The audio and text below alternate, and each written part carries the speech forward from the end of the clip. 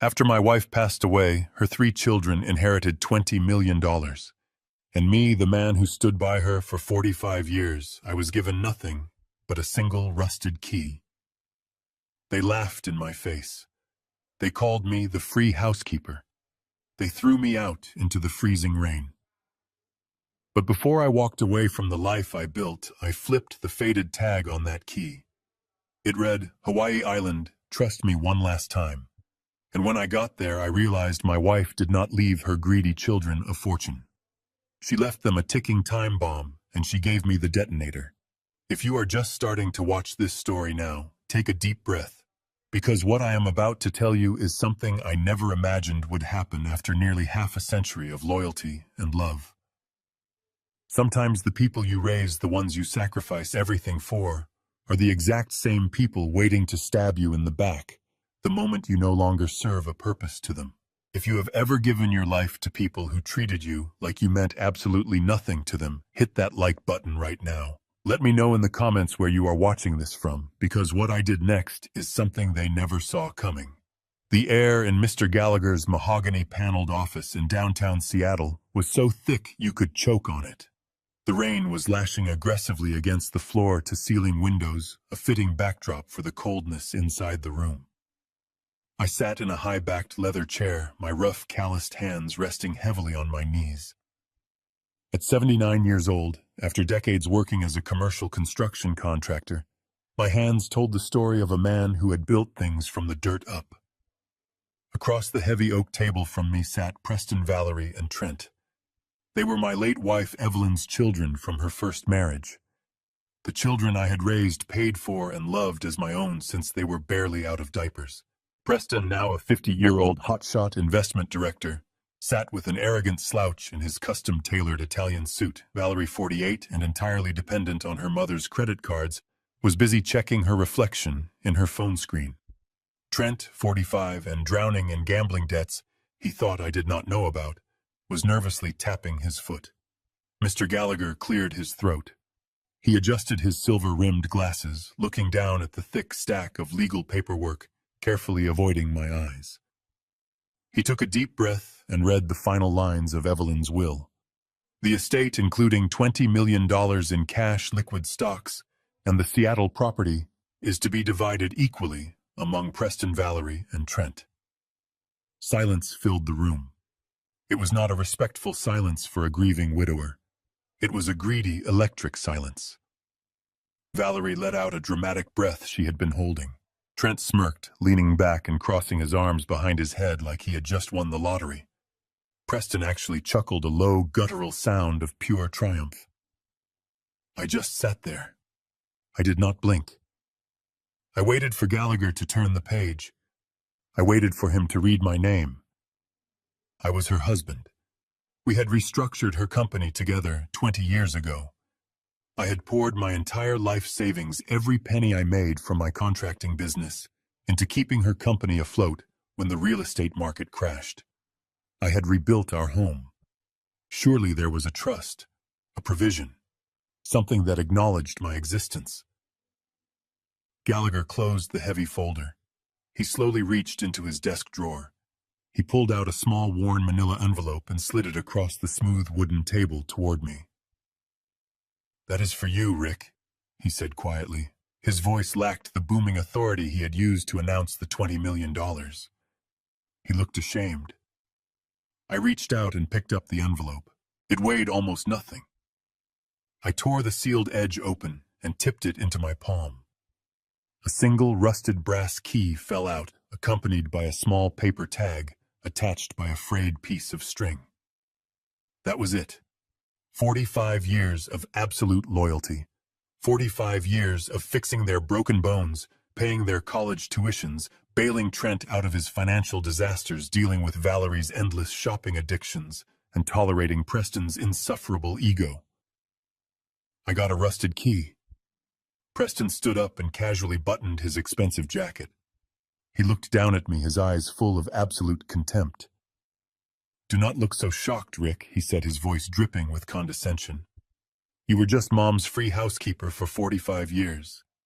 Be grateful she left you a little souvenir to remember her by." Valerie chimed in, adjusting her silk designer scarf. Honestly, Rick, you should have seen this coming. This is family money. You were always just a blue-collar contractor she married out of convenience. You never really belonged in our circle, and now we do not have to pretend anymore. Trent laughed. Yeah, well, the free ride is over, old man. A hot flash of anger rose in my chest, a primal urge to reach across the table and show Preston exactly how much strength was left in these old contractor hands. But I pushed it down. I am a man who measures twice and cuts once. I do not waste my energy yelling at fools. I looked at the three of them.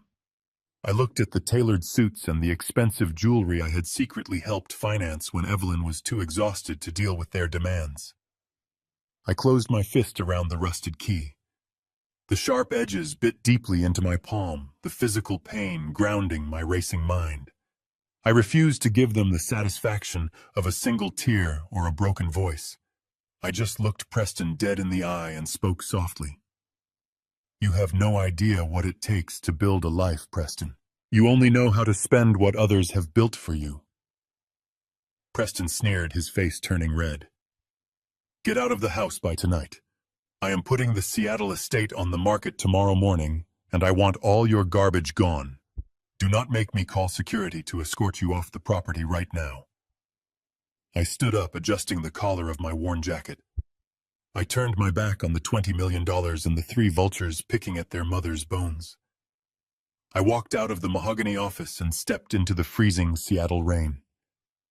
I did not know it yet, but that little rusted key burning a hole in my pocket was about to unlock a secret that would shatter their entire world. And the empire Preston thought he just inherited was nothing but a fragile house of cards, waiting for a strong gust of wind. The drive back to the house in the freezing Seattle downpour felt like a march to my own execution. Every mile that passed was a heavy reminder of the life I was being forced to leave behind. But I am not a man who breaks easily. I gripped the steering wheel of my old Ford truck, the only vehicle in my name, and watched the windshield wipers struggle against the heavy sheets of rain. When I pulled up to the driveway of the estate, the house I had shared with Evelyn for over 4 decades, my stomach tightened. I did not just live in this house. I resurrected it. When Evelyn's business was failing 20 years ago, we had to lay off the maintenance staff. I was the one who climbed onto the steep roof in the dead of winter to fix the shingles. I was the one who reinforced the foundation when the soil started shifting. Every piece of oak, every brass fixture, every inch of drywall had my sweat baked into it. And now the sprawling multi-million-dollar home was completely dark, except for the harsh, glaring headlights of a luxury SUV parked crookedly across my driveway. Valerie and Trent had beaten me there. I stepped out of the truck, the icy rain immediately soaking through my thin canvas jacket. Before my boots even hit the first step of the porch, the heavy oak front door swung violently open. Valerie stood there, her arms crossed, wearing a designer trench coat that probably cost more than my first truck.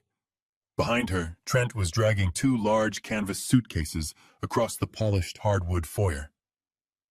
My suitcases. The ones I used when I deployed to Vietnam, long before these spoiled children were even a thought in Evelyn's mind. Without a word of hesitation, Trent heaved the first suitcase out the door. His face twisted into an ugly, triumphant sneer as he did it.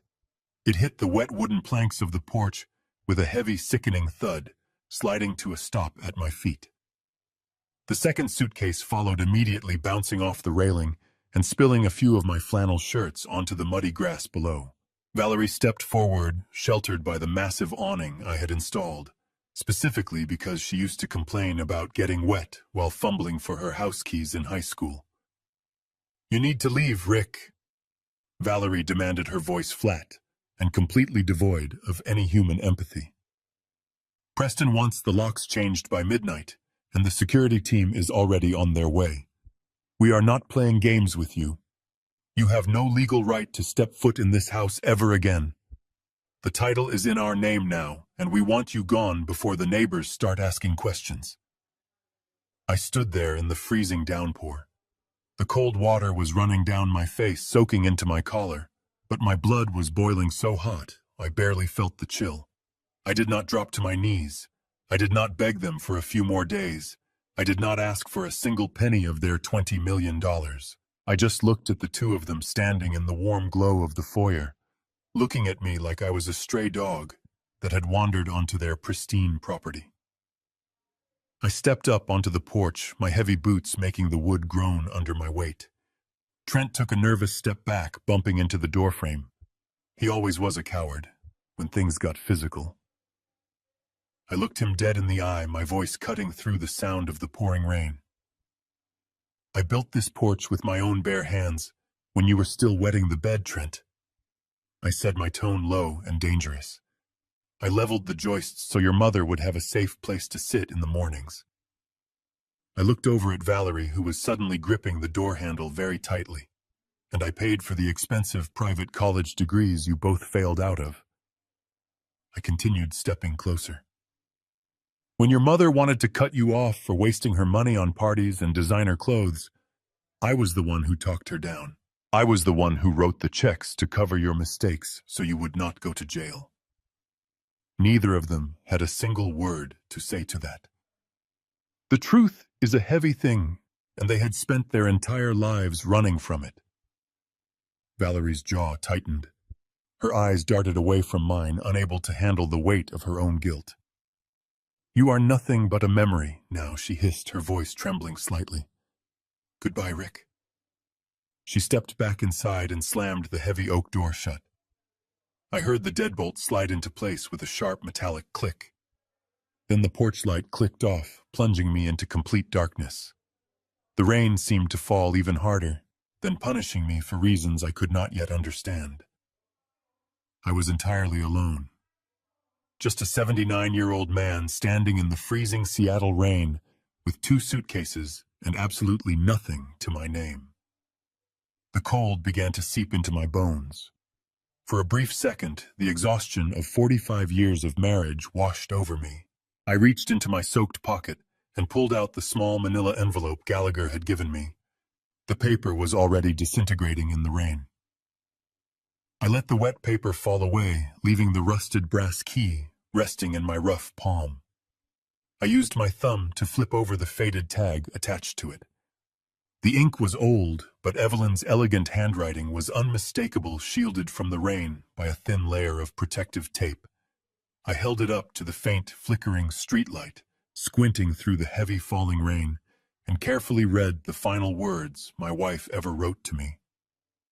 Hawaii Island, trust me one last time, Rick. I spent the rest of that night sitting in the damp cab of my Ford truck, waiting for the sun to rise over Seattle. I did not sleep. My mind was running through 45 years of memories, searching for the missing piece. Evelyn was a tough businesswoman. She could be ruthless in the boardroom, but she was never cruel to me. Not once. She did not leave me a rusted key as a sick joke. I knew her better than anyone. She built an empire from the ground up, and she always had a contingency plan. That key was a blueprint. I just had to read it. When the bank finally opened, I was the first person inside. I did not bother trying to access the joint accounts. I knew Preston would have already locked those down with his corporate lawyers. Instead, I walked up to the teller and pulled up my personal retirement account. It was a small fund I had quietly maintained from my early contracting days, holding just enough to cover a rainy day. I drained every penny. I walked out with enough cash to buy a one-way ticket to Maui. I drove straight to the airport, leaving my truck in the long-term parking lot with the keys sitting on the dashboard. I did not care what happened to it. I was not coming back to this city. The flight over the Pacific Ocean was a surreal experience. I sat in the cramped economy seat surrounded by families in bright floral shirts and excited honeymooners. They were traveling toward paradise, carrying bags full of sunscreen and expensive cameras. I was traveling toward a mystery, carrying a rusted key and the heavy weight of a broken family. I stared out the small oval window for hours, watching the deep blue expanse of the ocean below. I trusted my wife. I trusted the woman who had held my hand through the darkest periods of our lives. If she told me to go to Hawaii, I was going. When the plane touched down in Maui, the thick tropical air hit me the second I stepped out of the terminal. It was a stark contrast to the freezing Seattle rain that still chilled my bones.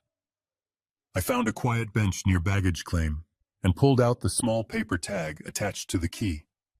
It did not have a street address.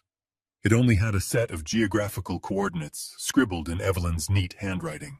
I walked over to a local taxi stand and showed the numbers to an older driver. He adjusted his glasses, looked at the paper, and shook his head. He told me those coordinates were completely off the grid. There were no paved roads leading to that side of the island. The only way to get there was by water. I took a cab down to a weathered marina on the southern coast, far away from the massive resort hotels and crowded tourist beaches. The docks smelled of salt spray, diesel fuel, and fresh fish. I walked up and down the wooden planks until I found a local fisherman securing a battered aluminum skiff. I showed him the coordinates and offered him $300 in cash to take me there. He looked at the money, then looked at my worn canvas jacket and tired eyes. He nodded slowly, untying the thick mooring lines without asking any unnecessary questions. The boat ride was rough. We hammered through the choppy coastal waves for over an hour, leaving civilization far behind us. The coastline shifted from populated sandy beaches to towering, jagged volcanic cliffs covered in dense, dark green jungle. The fisherman steered the small skiff expertly through the turbulent water, navigating around hidden coral reefs that could tear the bottom of a boat wide open. The isolation of the area was absolute. There were no power lines, no cell phone towers, no signs of human interference. Just the raw, untamed power of the Pacific Ocean crashing against the ancient rock. Eventually, the fisherman slowed the sputtering outboard motor.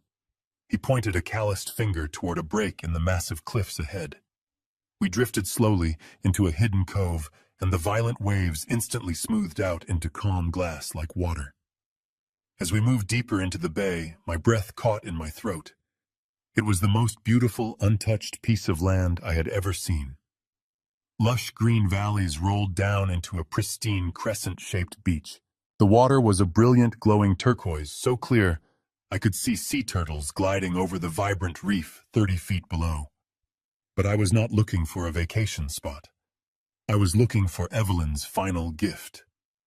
I scanned the dense tree line, expecting to see a hidden luxury villa or a secure concrete bunker. Instead, my eyes locked onto a structure sitting right at the water's edge. It was a rotting wooden shack. The roof was partially caved in, the wooden siding was bleached white by the harsh tropical sun, and the front porch was sagging heavily into the sand. It looked like it had been abandoned for decades. The fisherman killed the engine, letting the skiff slide gently onto the soft white sand. He looked at me with a confused expression, clearly wondering why an old man from the mainland had paid him to visit a pile of decaying lumber. I stepped out of the boat, the warm water soaking my heavy boots. I thanked the fisherman and told him I would not be needing a ride back. He tipped his hat and pushed off, the sound of his engine slowly fading away until I was left in absolute, total silence. I walked slowly up the beach, my eyes tracing the lines of the ruined structure. At first glance, it was completely worthless. But I am a contractor. I do not just look at buildings. I always look very closely at the land they sit upon. The foundation of the shack was built on solid bedrock, not loose sand. The positioning was deliberate, commanding the entire narrow entrance to the bay. Whoever owned this tiny, dilapidated square of property essentially controlled access to the miles of untouched paradise stretching out behind it. I walked up the creaking wooden steps, testing each one with my weight before shifting my balance. The wood was severely weathered, but the structural framing underneath was surprisingly solid. Evelyn always appreciated good bones in a property. I reached out and pushed the heavy, swollen front door. It scraped loudly against the warped floorboards, revealing a dark, dusty interior that smelled strongly of salt and dry rot. Just as I stepped over the threshold, a sharp electronic ringing shattered the quiet isolation of the bay. I paused. It was the cheap prepaid burner phone I had purchased at a gas station near the Seattle airport right before my flight. Only one person had that number. The estate lawyer Gallagher. I reached into my canvas jacket pocket, pulled out the small plastic phone, and looked at the glowing digital screen. It was an unknown mainland number. I pressed the green button and lifted the phone to my ear, not saying a single word. "Rick, is that you?" the voice on the other end asked. It was Preston. His tone was entirely different from the venomous sneer he had used in the mahogany-paneled office just 36 hours ago. Now his voice was dripping with a heavy artificial warmth. It was the exact same smooth, practiced tone he used when he was trying to close a lucrative investment deal with a hesitant client. I stood perfectly still in the dusty shadows of the shack, listening to the rhythmic sound of the ocean waves crashing behind me, and let him talk. "Dude, listen." Preston continued, using a familial word he had never once directed at me in 50 years of knowing him. "We feel terrible about how things went down yesterday. Emotions were running incredibly high, and we all said some very harsh things that we deeply regret today. Valerie has been crying all morning. We know Mom left you that worthless scrap of land out in the middle of nowhere. It is an absolute insult to everything you did for her over the decades, and we want to make it right." I remained completely silent. The heavy silence forced Preston to fill the uncomfortable dead air. Con men always talk way too much when they start getting nervous. "Look," he said, his voice tightening just a fraction of an inch. "We genuinely want to do the right thing here for the family. We had our corporate real estate guys look into that remote parcel this morning. It is unbuildable, zoned out for any commercial development, and basically a liability with the upcoming property taxes. But you are family, Rick. We want to buy it from you. We are willing to wire $100,000 directly into your bank account by the end of the business day. You can take that money, buy a nice little comfortable condo down in Florida, and retire peacefully. You will never have to worry about a single financial thing ever again. Just sign the property deed over to us, and my legal team will handle all the messy paperwork and transfer fees." My intuition immediately spiked. A cold, sharp clarity washed over my entire mind. I am an older man, but my mind is as sharp as a newly honed steel chisel. Why would three incredibly greedy siblings, who had just inherited a massive $20 million estate and joyfully thrown me out into the freezing midnight rain, suddenly feel an overwhelming wave of generosity? Why would a hotshot corporate investment director like Preston be desperate to spend $100,000 on a rotting wooden shack that he just claimed was unbuildable and a tax liability? The math did not add up. The plausible lie was rapidly crumbling under the heavy weight of its own convenience. They did not want to help me retire comfortably in Florida. They needed this land. They needed it desperately, and they needed it fast before I had the chance to figure out what I actually held in my old calloused hands. Evelyn was a brilliant master chess player, and she had just handed me the most powerful piece on the entire board. The $20 million they inherited back in Seattle was nothing but a glittering distraction. This rotting wooden shack sitting quietly on the isolated edge of the vast Pacific Ocean was the actual grand prize. I took a slow, deep breath, inhaling the heavy, salty air of the Hawaiian coast.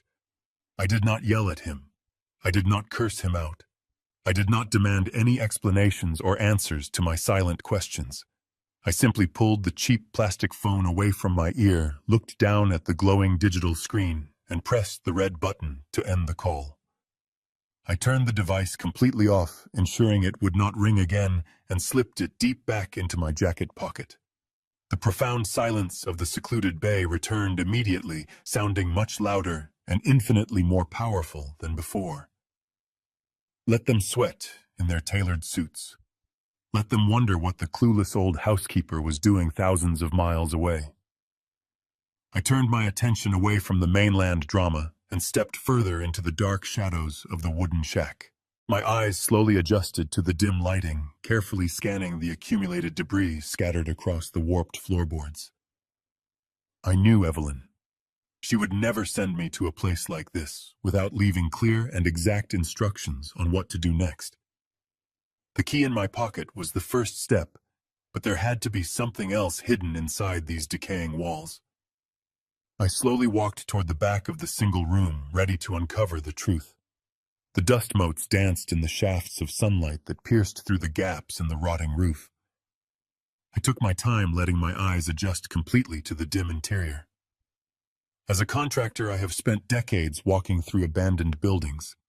You learn to look past the surface decay and focus on the structural skeleton. I ran my heavy boots over the warped wooden floorboards, feeling for any inconsistencies in the joists below. I walked from the front entrance toward the back wall, stepping carefully over scattered pieces of driftwood. The shack was no larger than a standard master bedroom, but something about the layout felt deliberately uneven.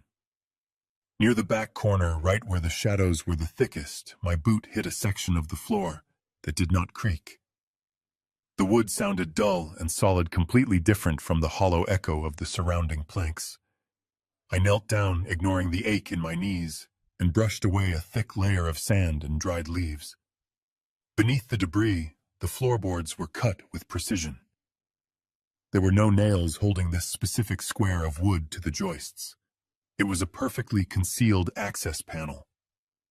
I wedged my calloused fingers into the narrow seam and pulled upward. The wooden panel lifted away with a soft groan, revealing a dark square cavity underneath. Nestled in the concrete foundation, protected from the salt air and high tides, was a heavy steel floor safe. The metal was dull, but it was completely free of rust. I reached into my jacket pocket and pulled out the small brass key Evelyn had left me. My heart beat a little faster in my chest. I brushed the remaining sand off the faceplate of the safe and inserted the rusted key into the lock. It slid in perfectly. I turned my wrist and a heavy internal tumbler clicked loudly into place. The sound echoed in the quiet shack like a gunshot. I grabbed the cold steel handle and pulled. The heavy door swung open on perfectly oiled hinges. Inside the dark cavity lay a thick, weather-sealed briefcase. It looked incredibly heavy and expensive, completely out of place in this rotting wooden structure. I reached down, grabbed the heavy leather handle, and hauled it up onto the solid floorboards. The latches popped open with a crisp snap. The briefcase was packed to the brim with neatly organized manila folders, thick stacks of legal documents, and large architectural blueprints. I pulled out the first folder, which was labeled with Evelyn's pristine handwriting. It simply said, "The True Legacy of Our Family." I sat down on the dusty floor, crossing my legs like I used to do on job sites 50 years ago, and began to read. The first documents were geological surveys commissioned by Evelyn over a decade ago. They were incredibly detailed, mapping out the subterranean structure of the coastal region. I traced my finger along the contour lines of the map. This dilapidated plot of land did not just sit on a rock. It sat directly on top of the only active freshwater aquifer in the geographic area. Millions of gallons of pure, unfiltered water flowed directly beneath this rotting shack. I unrolled a massive surveyor map and studied the property lines. Because of the steep volcanic cliffs surrounding the bay, this specific quarter-acre of land held exclusive coastal access rights for miles in either direction. I pulled out a second folder. This one contained confidential correspondence between Evelyn's corporate lawyers and a massive international resort conglomerate. The letters detailed an aggressive multi-billion-dollar development plan to turn the untouched bay behind the shack into a sprawling luxury eco-resort. But the developers had a massive problem. They could not build a single hotel room, pump a single drop of water, or lay down a single access road without owning this exact piece of land. Evelyn had quietly purchased the plot decades ago, locking down the choke point. She held the monopoly over the water and access. My eyes scanned the final document in the folder. It was an official commercial appraisal of the land, updated just 3 months before Evelyn passed away. The number printed at the bottom of the page made the breath catch in my throat. $50 million. I sat there in the silence, staring at the typed zeros. $50 million. This was not a worthless scrap of land. This was the crown jewel of Evelyn's empire. The $20 million she left to Preston, Valerie, and Trent back in Seattle was pocket change compared to the immense power held in this single briefcase. Suddenly, the frantic phone call from Preston made perfect sense. He was the investment director. He had access to her recent financial inquiries. He knew exactly what this land was worth, and he knew the resort conglomerate was desperate to acquire it. He had tried to buy it from me for $100,000, hoping I was just a clueless, grieving old man who would take the first offer thrown my way. He thought he could steal millions from me with a single phone call. He thought I was stupid. A low, dry chuckle escaped my lips, echoing off the wooden walls. "Evelyn, you absolute genius," I whispered to the empty room. She knew her children were greedy, shallow, and entirely ruthless. She knew they would throw me out the moment her heart stopped beating, so she set a trap. She gave them the flashy wealth to keep them distracted and arrogant, but she handed me the ultimate leverage. She trusted me because I was the only person in her life who knew how to build a strong foundation, and I was the only one who knew exactly how to tear a corrupt one down. I placed the documents back into the briefcase and locked it. The game had completely and entirely changed. I was no longer the helpless victim in the rain. I carefully lowered the heavy steel door of the floor safe and pushed the wooden floorboards back into place, sweeping a thin layer of sand over the seams to hide the cracks. My mind was racing with possibilities, but my body was suddenly heavy with exhaustion. The adrenaline that had carried me across the Pacific Ocean was beginning to fade, replaced by a deep, gnawing hunger and a thirst that the humid tropical air only made worse. I stepped out of the dark shack and back into the blinding Hawaiian sunlight. The fishermen had long since departed, leaving me stranded on the isolated beach. I had no boat, no vehicle, and only a few crumpled $20 bills left in my wallet after paying for the skiff. I began the grueling trek up the steep trail leading away from the cove, relying on my decades of physical labor to push my legs up the rock. It took me nearly 2 hours to reach a paved coastal highway. I hitched a ride with a local farmer who dropped me off in front of a small grocery store on the outskirts of the town. My plan was simple. I needed to buy some basic provisions, a bottle of water, and find a cheap motel room where I could rest and formulate a strategy to protect Evelyn's trust. I walked down the narrow aisles of the store, picking up a loaf of bread, some sliced ham, and a gallon of water. I carried my meager supplies to the front counter and pulled out my debit card. It was tied to my personal checking account, a small fund I used for daily expenses back in Seattle that held a few $1,000s. I slid the plastic card into the machine and waited for the familiar beep. Instead, the small screen flashed a bright red error message. Declined. I frowned, assuming it was a simple reading error, and wiped the magnetic strip on my jacket before trying again. Declined. The cashier, a young woman with a sympathetic smile, suggested I try the ATM in the corner of the store. I walked over, inserted my card, and punched in my personal identification number. The screen loaded for a long moment before displaying a stark, terrifying message. Account frozen. Please contact your financial institution. A cold knot formed in my stomach. I stepped outside into the oppressive afternoon heat, pulled out my cheap burner phone, and dialed the customer service number on the back of my card. After navigating a maze of automated menus, I finally reached a human representative. I provided my social security number and verified my identity, asking why my personal checking account was suddenly inaccessible. The young man on the line sounded incredibly nervous. He placed me on a brief hold, and when he returned, his voice was tight.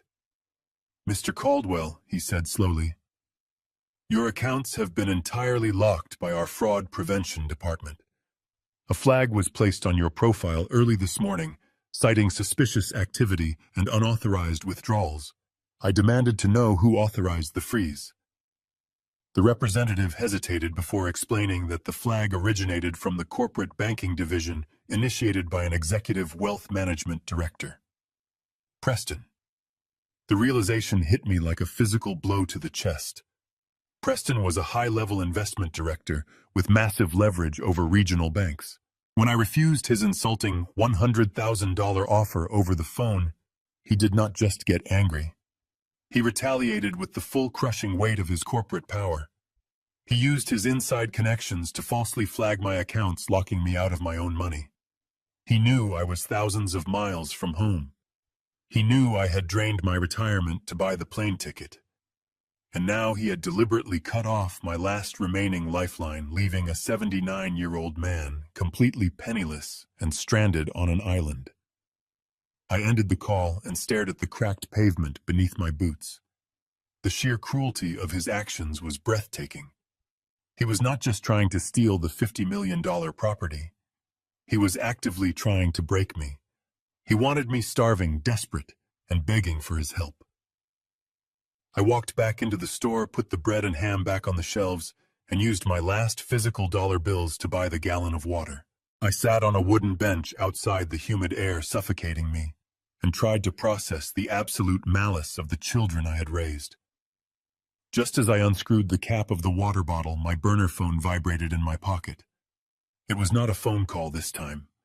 It was a new email notification. I opened the message. It was from Gallagher, the estate lawyer back in Seattle. The subject line was urgent. I read the short clinical paragraphs, and my blood ran ice cold. Preston was not just freezing my bank accounts. He was initiating a brutal legal strike. According to the email, Preston, Valerie, and Trent had formally filed an emergency motion in the state court. They were petitioning a judge to declare me legally incompetent to manage my own affairs, citing advanced undiagnosed dementia. They claimed I had wandered off to Hawaii in a state of severe mental confusion and was a danger to myself. If the judge approved the medical conservatorship, Preston would gain total legal control over my identity, my signature, and any property I owned. They would lock me away in a quiet facility and steal Evelyn's final gift without me being able to fight back. I sat alone on the wooden bench in the fading island sunlight, feeling the heavy weight of the trap closing around me. I was broke, stranded on the island, and rapidly running out of time. I read the email 3 times, the harsh sunlight glaring off the screen of my cheap phone. Medical conservatorship. Dementia. Preston was trying to erase my legal existence. He wanted to strip away my rights, lock me in a sterile room, and take the $50 million property right out from under me. Panic is a luxury I have never been able to afford. When a roof starts to cave in, you do not sit down and cry. You find a support beam. I forced myself to stand up from the wooden bench, my knees aching in protest. I slung my worn canvas jacket over my shoulder and began walking down the dusty shoulder of the coastal highway.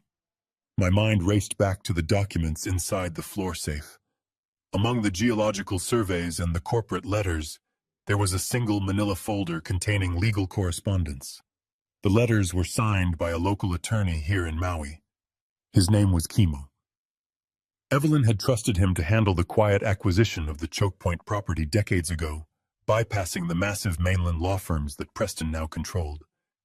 If there was anyone on this island who understood the true gravity of the situation, it was him.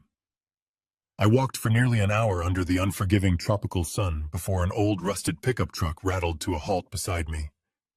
The driver was a heavily tattooed local fisherman with a weathered face and a bed of ice coolers in the back. I climbed into the passenger seat, my boots resting on a floorboard covered in sand and stray fishing hooks. I gave him the address I had memorized from the documents. It was in a small working-class town on the other side of the island, far away from the glittering tourist resorts. The drive was long and quiet. I stared out the cracked window, watching the endless expanse of the Pacific Ocean roll by, holding tightly to the gallon of water I had bought with my last few dollars. When the truck finally sputtered to a stop, I thanked the fisherman and stepped out onto a cracked sidewalk. The address led me to a small, unassuming storefront tucked between a closed-down surf shop and a bustling local bakery. There were no glass high-rises, no mahogany-paneled waiting rooms, and no arrogant receptionists in designer suits. The wooden sign above the door simply read, Chemo and Associates Land Law. I pushed open the screen door. The office smelled of old paper, strong coffee, and sea salt. A large ceiling fan spun lazily overhead, doing very little to cut the stifling humidity. Behind a cluttered desk sat Chemo. He was a massive Hawaiian man, with silver hair tied back in a neat tail, wearing a faded floral shirt, and reading glasses perched on the edge of his nose. He looked up from a thick stack of property deeds as I walked in. He did not look impressed. I stood before his desk, acutely aware of how I must have looked. A 79-year-old mainlander sweating through a cheap flannel shirt, exhausted, broke, and carrying nothing but a plastic water bottle. "Can I help you?" friend Chemo asked, his deep voice rumbling like distant thunder. His tone was polite but firm, the kind of voice used to dismiss lost tourists who wandered off the beaten path. I cleared my throat, trying to steady my breathing. "My name is Richard Caldwell." I began, keeping my voice low and steady. "I need legal representation. I own a piece of property on the western coast, and my stepchildren are currently filing emergency motions in Seattle to declare me mentally incompetent to seize the deed." Chemo leaned back in his heavy wooden chair, crossing his massive arms over his chest. He looked me up and down, his eyes narrowing with a heavy dose of skepticism. "With all due respect, Mr. Caldwell," he said slowly, "I do not handle mainland family squabbles. If your kids are trying to put you in a home, you need a medical advocate, not a land attorney. Furthermore, I do not take walk-in clients, especially those who look like they just hiked out of the jungle. I suggest you call the local authorities if you need assistance getting back to your hotel." He reached for a pen, clearly signaling that our brief conversation was over. But I did not move. I planted my boots firmly on his scuffed linoleum floor. "I am not staying at a hotel," I said, my voice hardening into the sharp, commanding tone I used on chaotic construction sites. "I do not have a hotel room. My bank accounts have been entirely frozen by an executive director at a mainland financial institution. I am completely broke, and I am running out of time before a judge strips away my basic human rights." Chemo sighed heavily, pinching the bridge of his nose. "Look, I feel for you, I really do," he replied, his patience wearing dangerously thin. "But people come to this island every single day trying to escape their problems. I am a busy man. I protect local land from corporate developers. I do not have the time or the resources to fight a massive mainland legal team over a family dispute. Please, the door is right behind you." I knew words would not convince him. He dealt with desperate people all the time. I reached into the inner pocket of my canvas jacket. Before leaving the rotting shack, I had taken one specific piece of paper from the heavy steel floor safe. I pulled the folded document out and gently placed it flat on his cluttered desk. "I am not here to ask for your charity, Chemo," I said quietly. "I am here because my wife told me to trust you." Chemo glanced down at the paper. It was the original bill of sale. At the bottom, signed in blue ink, was her name, Evelyn. Chemo stared at the blue ink on the weathered paper. The heavy skepticism that had hardened his face just a moment ago vanished, replaced by a sudden, intense focus. He slowly reached into the breast pocket of his floral shirt, pulled out a microfiber cloth, and methodically cleaned the lenses of his reading glasses. He slipped them back onto his face and leaned forward, holding the document up to the light of the spinning ceiling fan. The room was completely silent, save for the rhythmic humming of the old motor above us. For a long minute, he did not say a single word. He just studied the signature, tracing the familiar loops and sharp angles of Evelyn's handwriting with his eyes. Then he let out a long, heavy breath and set the paper gently back down on his cluttered desk. He looked up at me, and the dismissal in his eyes was entirely gone. It was replaced by a look of profound respect. "Pull up a chair," Rick Chemo said softly, gesturing to a worn leather seat across from him. If Evelyn sent you all the way out here to find me, then we have a lot of work to do. I sank into the chair, my muscles finally getting a reprieve. I reached into my jacket and pulled out a few more folded documents I had brought from the hidden floor safe, sliding them across the desk. I told him about the $20 million handed to Preston, the rusted key, the eviction in the freezing rain, and the financial blockade launched to starve me out. Chemo listened silently, not interrupting me once. When I finished, he picked up the new documents I had provided. They were the geological surveys and the corporate correspondence Evelyn had hidden away. Chemo began to read through the dense legal jargon. At first his face was unreadable, a stone mask of professional concentration. But as he turned the second page, the corner of his mouth twitched. By the third page, a low rumble started deep in his chest.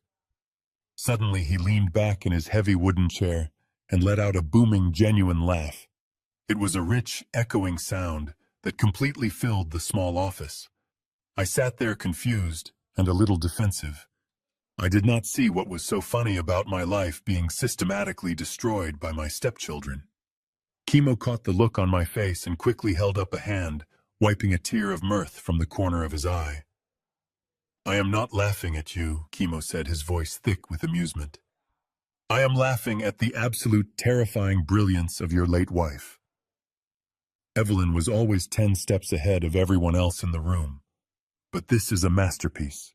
I leaned forward, my hands gripping the armrests of the chair. "Explain it to me," I said. Chemo tapped a thick finger against the documents. "You think your stepchildren just inherited a $20 million empire?" He began, his tone shifting into sharp, analytical focus. "You think they are sitting in that Seattle mansion, drinking champagne and enjoying the fruits of your hard labor? But they are not. They are sitting on a powder keg, and the fuse has already been lit." He opened a side drawer of his desk, pulled out a thick, sealed folder, and dropped it right in front of me. "Evelyn contacted me 6 months before she passed away. She knew exactly what Preston, Valerie, and Trent were doing. She knew they had been quietly embezzling funds from her corporate accounts for the past 5 years. Preston was using shell companies to funnel money into his high-risk investments. Trent was draining the liquid assets to cover his massive underground gambling debts. And Valerie was maxing out lines of credit tied directly to the company equity. I stared at the folder in disbelief. Evelyn knew, I asked, my voice barely above a whisper. Why did she not fire them? Why did she not call the police? Chemo smiled a grim, knowing smile. Because she knew that if she confronted them directly, they would just tie her up in endless corporate litigation, dragging her name through the mud while she was dying. So she chose a much more permanent solution. She let them think they were getting away with it. But while they were stealing, Evelyn was secretly restructuring the entire estate. Chemo leaned in close, his voice dropping to a serious, hushed tone. That $20 million inheritance is a complete illusion, Rick. The Seattle estate and the corporate portfolios are heavily leveraged. There are massive hidden debts attached to every single asset she left them. But that is not the best part. He tapped the folder again. Evelyn quietly gathered every single shred of evidence proving their embezzlement, wire fraud, and severe tax evasion. And then she anonymously forwarded the entire portfolio to the Criminal Investigation Division of the Internal Revenue Service. My heart pounded against my ribs. The federal government, I whispered. Chemo nodded slowly, letting the gravity of those words sink in. The federal government has been conducting a covert criminal investigation into Preston, Valerie, and Trent for the last 4 months. They are just waiting for the estate to formally clear probate, which happened yesterday when Mr. Gallagher read that will. By accepting the inheritance, your stepchildren legally accepted all the attached liabilities and the fraudulent corporate structures. Evelyn did not leave them a fortune, Rick. She left them a ticking time bomb, and they eagerly strapped it right to their own chests. They threw you out of the house because they thought you were a liability. In reality, she left you out of the will to completely protect you from the federal fallout. She gave them the poisoned chalice, and she gave you the one asset that is clean, unencumbered, and worth more than all their stolen money combined. This $50 million choke point property in Hawaii. I sat back in the worn leather chair, the profound gravity of Kimo's words settling over my shoulders like a heavy, suffocating wool blanket. The massive $20 million inheritance was nothing but an elaborate, glittering mirage. Evelyn had essentially handed her greedy children a lit stick of dynamite and calmly told them it was a solid gold candle. But the $50 million property, the very piece of overgrown land I had just walked across hours ago, was completely real. It was free, it was clear, and according to the documents resting on the desk, it belonged entirely to me. I looked down at the weathered bill of sale tracing my late wife's signature with my tired eyes. The sheer magnitude of her protective foresight brought a sudden fierce tightness to my chest. She had deliberately shielded me from the brutal federal investigation and simultaneously handed me the ultimate weapon to defend my own life. Kimo did not give me too much time to dwell on the deep emotional weight of this incredible revelation. He spun his heavy wooden chair around with surprising agility and cracked open a thick silver laptop resting on a cluttered side table.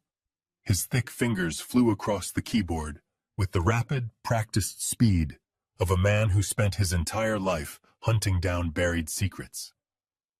If your stepson is desperate enough to try and declare you medically incompetent from across the ocean, Kimo muttered, his dark eyes glued to the glowing screen, then he is operating on a very tight and very dangerous timeline.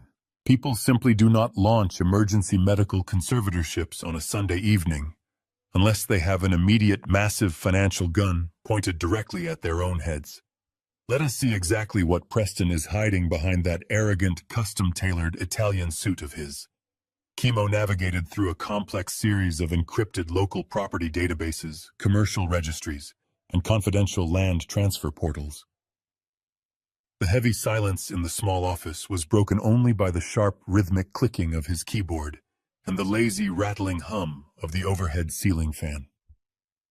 As a veteran land attorney in Hawaii, Kimo possessed deep established connections and backdoor access to preliminary commercial filings that had not yet hit the public mainland records. I watched the bright reflection of the computer screen flicker softly across his thick reading glasses. The genuine amusement he had displayed just moments ago had completely vanished, replaced by a rigid, dangerous, and almost predatory focus. After several long, agonizing minutes of searching, he abruptly stopped typing. He let out a low, sharp whistle and slowly shook his head in absolute disbelief. "Rick, you are not going to believe the sheer catastrophic scale of the hole this boy has dug for himself," Kimo said, turning the laptop screen toward me so I could read it. I leaned forward in the leather chair, squinting at the dense legal text and the bright corporate logos illuminating the screen. It was a preliminary commercial sales contract. At the very top of the first page was the unmistakable bold logo of the massive international resort conglomerate that Evelyn had mentioned in her hidden files. At the very bottom of the final page, scrawled in stark black digital ink, was the electronic signature of Preston Caldwell. I stared at the glowing screen in absolute bewildered confusion, my jaw tight. How could he possibly sign a legally binding contract for a piece of coastal land? "He does not even own," I asked, my voice rising with anger. Kimo pointed a thick finger at a specific indemnity clause buried deep in the dense legal jargon of the contract. "Because he lied through his teeth," Kimo stated bluntly, crossing his massive arms. Preston confidently presented himself to the resort conglomerate as the sole legal executor and the primary uncontested beneficiary of Evelyn's entire estate. He used the $20 million mainland inheritance as a massive financial smokescreen to prove his corporate legitimacy. He boldly claimed that this Hawaiian choke point property was simply a forgotten, overlooked asset bundled into the larger portfolio he now fully controlled. The resort developers have been desperately trying to get their hands on this specific bay for over a decade. They were so incredibly eager to finally secure the freshwater aquifer and the exclusive coastal access rights that they completely rushed their standard due diligence. They wanted to lock the lucrative deal down before any rival international developers could swoop in and steal it. And to do that, they foolishly agreed to Preston's demand for an immediate, non-refundable cash deposit. Chemo highlighted a specific line of text showing a completed wire transfer. He pocketed $10 million yesterday. $10 million. Hearing that massive number, I felt a cold, prickling sweat break out on the back of my neck. But why the immediate rush, I asked, leaning back. If he knew he had to eventually pry the legal deed from my hands.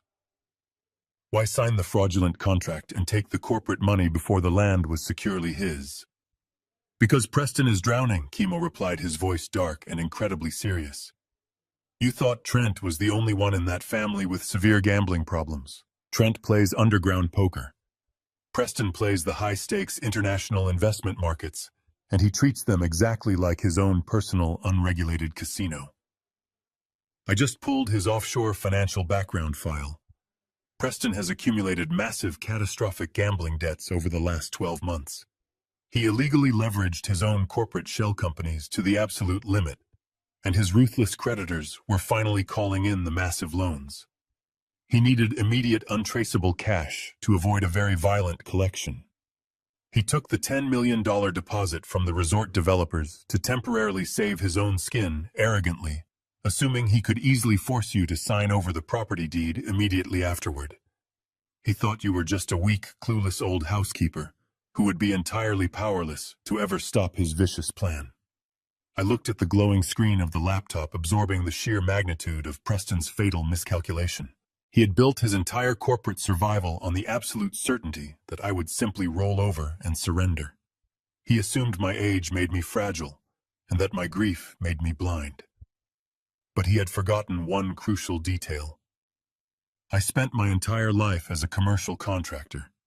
I know exactly how to read a blueprint, and I know exactly how to demolish a structure by simply removing a single load-bearing pillar. Chemo closed the silver laptop with a sharp, decisive click. So the seasoned land attorney said, leaning forward and resting his massive elbows on the cluttered desk. We have a few options here, Rick. We can contact the mainland authorities right now, present this fraudulent contract to the federal investigators, and let the Internal Revenue Service arrest your stepson before the sun goes down. It would be clean, it would be fast, and it would immediately stop the emergency medical conservatorship he filed against you. I sat quietly in the worn leather chair, listening to the rhythmic humming of the overhead ceiling fan. I thought about the freezing rain in Seattle. I thought about Valerie throwing my canvas suitcases onto the wet porch and Trent laughing at my decades of sacrifice. I thought about Preston calling me a free housekeeper, staring at me with absolute contempt while he secretly plotted to lock me away in a medical facility just to cover his own gambling debts. A cold, heavy resolve settled deep into my chest. No, I said, my voice steady and completely devoid of any hesitation. If we call the federal investigators right now, he will just hire an army of expensive defense attorneys. He will claim it was a simple administrative misunderstanding, a paperwork error made in the emotional aftermath of his mother passing away. He will find a way to wriggle out of it, or at least drag the legal battle out for years while I rot in a courtroom. I do not want him to just get caught. I want him to completely shatter against the wall he built himself. Chemo smiled, a slow, dangerous grin spreading across his weathered face. I was hoping you would say that, he murmured. What is the play, contractor? We secure the foundation, I replied. I need you to lock this property down so tightly that not even a team of Supreme Court justices could pry it out of my hands. Chemo immediately pulled a fresh stack of legal documents from his bottom desk drawer. We spent the next 4 hours drafting the paperwork for an ironclad independent trust. We transferred the deed of the $50 million Choke Point property directly from Evelyn's initial holding company into the newly formed trust, naming me as the sole irrevocable trustee. We embedded multiple layers of legal poison pills within the trust charter. If anyone, including a mainland judge, attempted to force a sale or transfer ownership through a medical conservatorship, the property would automatically be donated in its entirety to the Hawaiian State Conservation Authority. It was an unbreakable legal fortress. By the time we stamped the final signature page, Preston's fraudulent contract with the resort developers became absolutely worthless paper. He had sold them a phantom property. Chemo kindly advanced me a few $100s in cash from his own pocket to get me through the next couple of days. I thanked him, shook his massive hand, and walked out of the quiet law office with a renewed sense of vicious purpose. But the legal trap was only half of the equation. Preston and his siblings were still coming for me. They would not just accept defeat from a distance. They would fly across the ocean to intimidate me in person, relying on their usual tactics of aggressive bullying and physical threats. I needed undeniable concrete proof of their extortion, recorded right here in the jurisdiction of Hawaii. I walked down the street to a local hardware and electronics supply store. I used Chemo's loaned cash to purchase 4 high-definition battery-powered outdoor security cameras, a set of digital audio recorders, and a few basic hand tools. I caught a ride back to the isolated western coast, with the same fishermen from earlier, arriving at the hidden bay just as the sun began to dip below the horizon, painting the sky in deep shades of purple and burnt orange. I stepped back into the rotting wooden shack, but this time I did not see a decaying structure. I saw a soundstage. I spent the entire evening working by the light of a small camping lantern. My old hands moved with practiced mechanical efficiency. I mounted the first hidden camera high up in the rafters, angling the wide lens to cover the entire front doorway and the center of the warped floorboards. I tucked a second camera beneath the rotting eaves of the front porch, perfectly positioned to capture the faces of anyone approaching from the sandy beach. I strategically placed the digital audio recorders under the heavy wooden table and behind a stack of weathered driftwood in the corner. I tested every single device, ensuring the red recording lights were covered with black electrical tape, and the microphones were picking up even the softest whispers. By midnight, the dilapidated shack was fully wired. I sat down on the dusty floorboards, leaning my tired back against the solid wooden wall, and listened to the ocean waves crashing gently against the shore outside. I was no longer a stranded, broke man running from a powerful mainland family. I was a predator sitting patiently in the dark, waiting for the arrogant wolves to wander blindly into my territory. I didn't call the cops. I set the trap. Tell me in the comments, would you have warned them or let them walk right into their own destruction? Because I was ready to play dirty. The morning sun rose over the isolated bay, casting peaceful shadows across the sand. I sat at the weathered table in the center of the shack, nursing a cup of black coffee I made using a small camp stove. My prepaid phone sat silently next to my mug. I knew they were coming for me sooner rather than later. The sudden silence from Preston after his hostile maneuver with my bank accounts was the loudest warning sign. Bullies do not just retreat when their first punch fails. They regroup, escalate, and try to overwhelm you with sheer force. I had spent my career managing volatile construction sites, dealing with corrupt inspectors and aggressive suppliers. I knew how to read the tension before a structure collapsed. The air in the shack was thick with that exact tension. I checked the hidden cameras one last time from the monitor Chemo provided, ensuring feeds were recording directly to the secure cloud server. The red lights were completely concealed. Everything was perfectly in place. Around 10 in the morning, the profound silence of the cove was finally broken. It started as a distant hum echoing off the jagged volcanic cliffs, quickly growing into the deep roar of a high-powered marine engine. I did not move from my chair. I simply turned my head toward the gaps in the wooden siding and watched. A sleek, black luxury speedboat tore into the calm water of the bay, leaving a massive white wake behind it. It was completely out of place in this untouched paradise, a mechanical intrusion into the sanctuary. The boat slowed aggressively as it approached the shoreline, the hull scraping harshly against the very soft sand. I watched through the narrow slats as 5 figures disembarked. They waded through the shallow water, completely disregarding the pristine environment around them. Leading the pack was Preston. He was no longer wearing his custom-tailored suit, but he still managed to look entirely arrogant in a crisp white linen shirt and designer sunglasses. His face was twisted into an ugly sneer of pure determination. Right behind him was Valerie struggling to walk in the sand while complaining loudly about the humidity ruining her expensive hair. She was clutching a large designer handbag, like a shield looking around the wild beach with absolute disgust. Trent followed closely, sweating, profusely checking his phone and looking nervously over his shoulder as if he expected his creditors to jump out from behind the palm trees. But they had not come alone. Flanking the three siblings were two massive men dressed in identical black tactical shirts and cargo pants. They were private security guards, hired muscle brought all the way from the mainland to do the heavy lifting.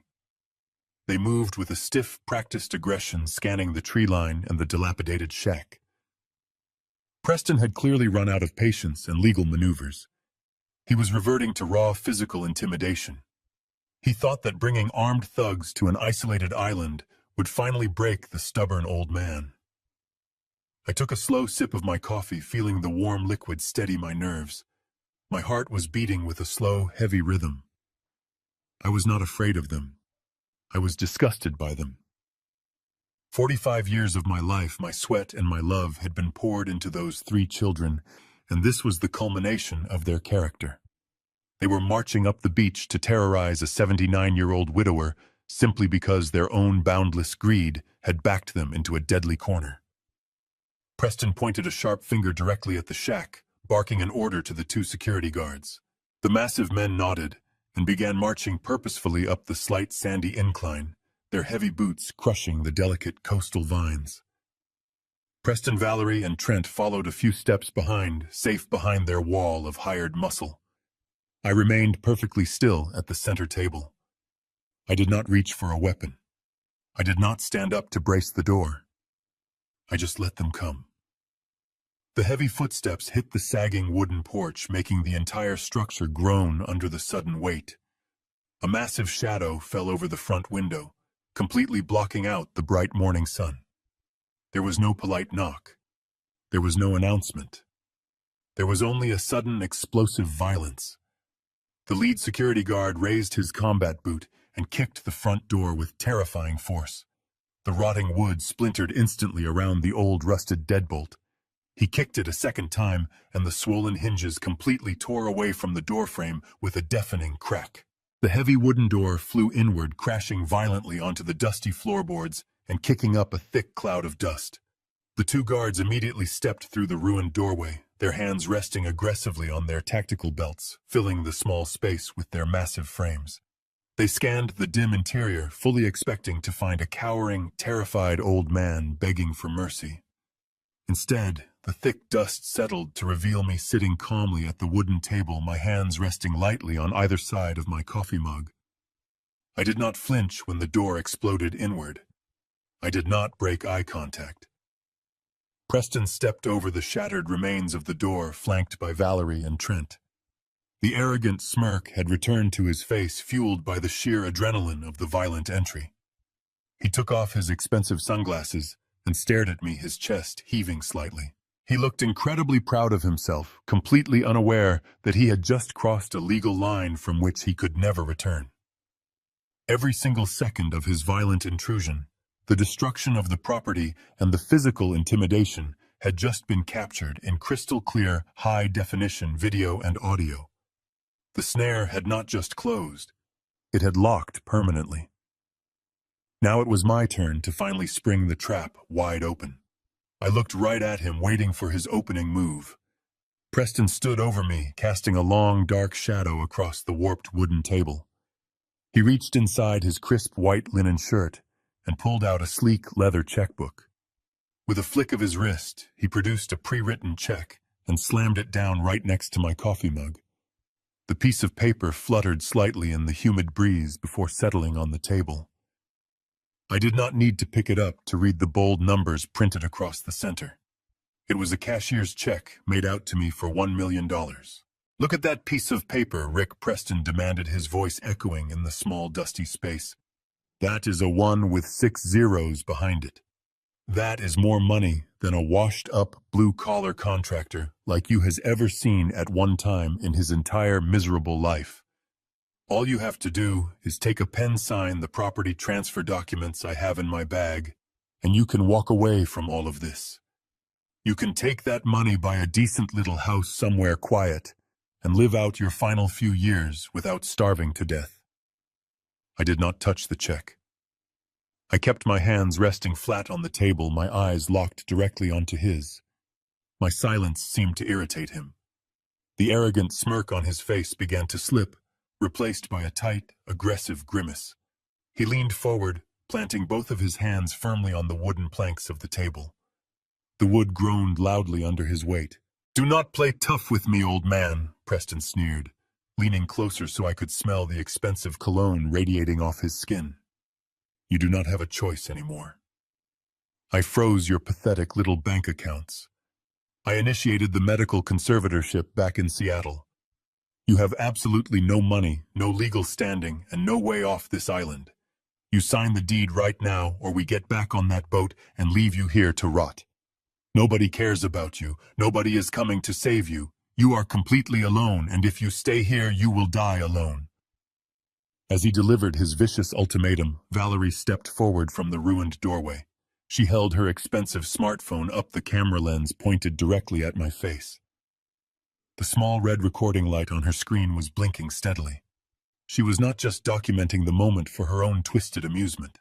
She was gathering ammunition, trying to capture me, looking confused, angry, or desperate, so they could submit the footage to the mainland judge as proof of my supposed mental decline. "Say something," Rick, Valerie taunted, her voice shrill and dripping with fake concern. "Tell the camera how confused you are. Tell everyone how you wandered all the way out to Hawaii because you forgot where your actual home is. It is okay to admit that your mind is failing. We just want to help you, right, Preston? We just want to make sure you are safe in a nice, secure medical facility where professionals can look after you." She stepped closer, circling the table like a vulture, keeping the phone lens mere inches from my face. I could see my own reflection in the dark glass of her screen. I looked tired, my gray hair messy from the humid wind, my flannel shirt stained with dust. I looked exactly like the broken, defeated old man they desperately needed me to be. But my eyes were cold and completely clear. I did not give her the reaction she wanted. I did not shout, and I did not cry. Trent paced nervously near the shattered doorway, occasionally glancing out at the calm water of the bay. "Just sign the stupid paper, Rick," he muttered, wiping a thick layer of sweat from his forehead. "We do not have all day to sit around in this rotting shack. Take the $1 million and be grateful. Preston is being incredibly generous. You do not want to see what happens if you make us do this the hard way." He gestured weakly toward the two massive security guards. The two guards shifted their weight, stepping deeper into the room. They crossed their arms silently, reinforcing the threat of physical violence. They were the muscle, the heavy consequence waiting to be unleashed if the $1 million bribe failed to work. Their presence was designed to terrify me into submission. The sheer audacity of their plan was staggering. They had broken into my home, destroyed my property, threatened my life, and attempted to extort a $50 million piece of land from me for a fraction of its true value. And they were doing it all while Valerie cheerfully recorded the entire federal crime on her smartphone. They were so blinded by their own privilege and their desperate greed that they had completely lost touch with reality. They genuinely believed that the laws of the mainland did not apply to them in this isolated tropical cove. I let the heavy silence stretch out for another long minute.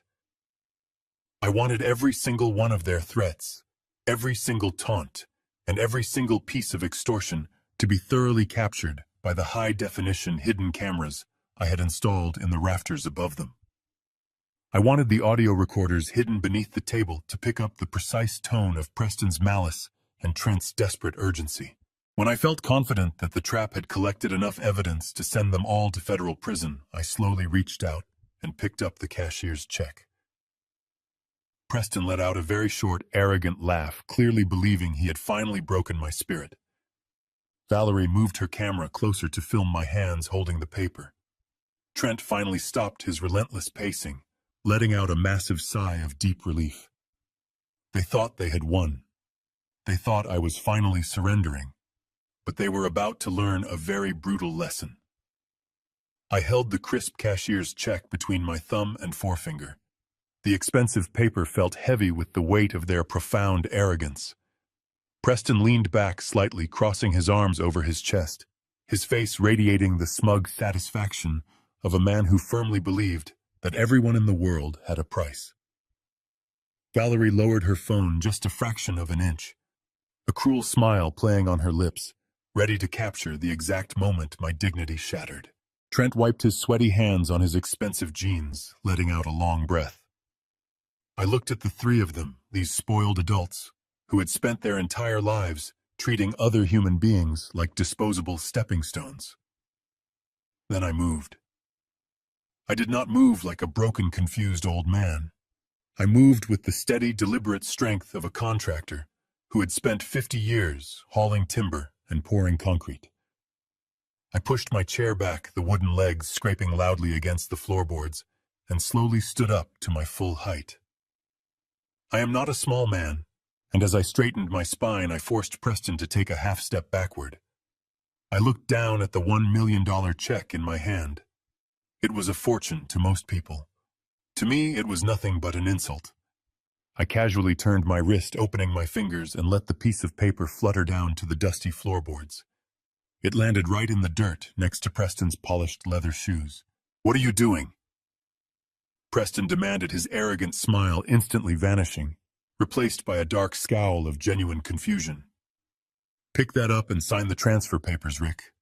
I am not going to offer you this kind of money a second time." I ignored his childish command. Instead, I reached deep into the inside pocket of my worn canvas jacket. My fingers closed around the cold, smooth plastic of the digital audio recorder I had purchased the night before. I pulled it out and placed it gently on the wooden table right next to my coffee mug. The small screen was illuminated, displaying the running time code of the active recording. I tapped the thick plastic casing with my index finger, making sure Valerie caught the device perfectly in the frame of her smartphone camera. I looked directly into the dark lens of her phone, ensuring my voice was steady, clear, and absolutely undeniable. "This entire conversation, including your threats to abandon me on this island and your blatant attempt to extort a signature through physical intimidation, has been recorded on multiple hidden devices," I said smoothly. "And it is actively uploading to a secure off-site server maintained by my attorney."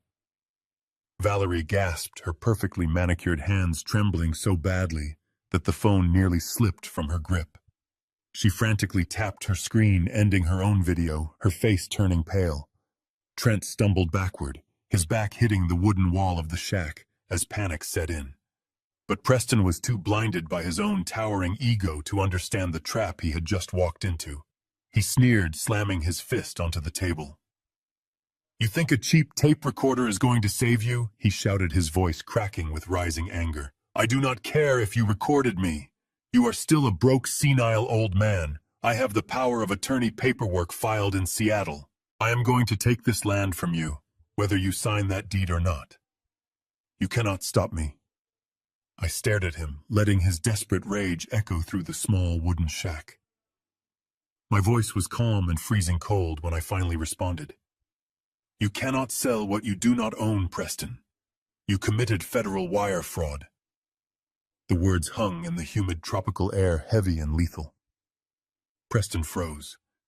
The color drained from his face, his arrogant posture collapsing inward. He opened his mouth to speak, but no sound came out. He knew exactly what those words meant. He knew I had seen behind his elaborate corporate smokescreen. Without breaking eye contact, I reached over to the heavy leather briefcase sitting on the floor beside my chair. I unlatched the top, pulled out the thick stack of legal documents Chemo and I had finalized just yesterday, and threw them onto the table. The heavy bundle of papers hit the wooden surface with a loud, authoritative slap. "Those are the finalized documents for an ironclad independent trust," I explained, my voice cutting through the heavy silence like a steel blade. "This entire property, the land, the freshwater aquifer, and the exclusive coastal access rights, has been fully transferred into this trust. I am the sole irrevocable trustee. The deed is locked away behind layers of legal protection that you can never penetrate. And if a mainland judge ever attempts to strip my rights through your fraudulent medical conservatorship, the trust automatically donates every single inch of this property to the State Conservation Authority. You get absolutely nothing. Preston stared at the legal documents, his eyes wide with absolute horror. He reached out with trembling hands and flipped to the signature page, seeing the official stamps and the dates. It was done. It was finalized before he even stepped foot on the island. You took a $10 million non-refundable deposit from an international resort conglomerate. I continued stepping around the table until I was standing inches away from him. You signed a commercial contract, promising them land you never possessed. You lied to federal regulators, you lied to the developers, and you tried to cover your massive gambling debts with stolen money. The $1 million check on the floor is useless. Your power of attorney is completely worthless. You are entirely trapped, Preston. You brought a team of bodyguards to force my hand, but all you did was deliver yourself straight to the federal authorities. You lost the entire game. Everything you worked for is gone. The heavy silence in the room was absolute. Preston stared at the legal documents as if they were venomous snakes. The color completely drained from his face, leaving a pale shade of gray. His mouth opened and closed silently, struggling to dismantle the reality I had just built around him. But before he could formulate a single lie, a sharp, piercing sound cut through the tense air of the rotting wooden shack. It was Trent's cell phone. The upbeat ringtone echoed awkwardly in the suffocating silence, a jarring contrast to the devastation unfolding. Trent jumped, his hands shaking as he pulled the device from his jeans. He looked at the screen, his eyes widening in pure terror. "It is Gallagher," he whispered, his voice cracking with panic. "Why is the estate lawyer calling me right now?" "Answer it," I said softly, my voice perfectly calm. "You do not want to keep the messenger waiting." Trent swiped the screen with a trembling thumb and pressed the phone to his ear. "Hello," he stammered. He did not say another word. For a long, agonizing minute, Trent just listened. I watched the physical transformation take hold of him. His knees buckled, his shoulders slumped, and cold sweat broke out across his forehead. His breathing became erratic. "Oh my God," Trent gasped, his voice barely a squeak. "What do you mean they took everything?" Before Trent could even process the horrific news, Valerie's smartphone erupted in her hands. The sudden noise made her scream, dropping the device onto the dusty floorboards. She scrambled to pick it up, her perfectly manicured fingernails scraping against the rough wood. It was her personal wealth manager. She put the phone on speaker, her hands shaking uncontrollably. "Valerie, you need to listen to me very carefully," a panicked voice crackled through the small speaker. "The federal authorities just raided the Seattle estate. The Federal Bureau of Investigation and the Internal Revenue Service are currently tearing the house apart. They have seized all the corporate computers, frozen all the bank accounts, and locked down the entire $20 million estate." Valerie let out a breathless sob, pressing her hand over her mouth. "No, that is impossible," she cried. "That is our money. Mom left that to us." "It was never your money," the wealth manager shouted over the speaker, the sound of sirens blaring faintly in the background of his call. "The entire corporate portfolio is heavily leveraged and under federal investigation for massive tax evasion and wire fraud. And Valerie, it gets worse. The resort conglomerate just contacted the firm. They discovered the Hawaiian property deed was transferred to an independent trust before the commercial contract was ever finalized. They know Preston sold them a phantom property.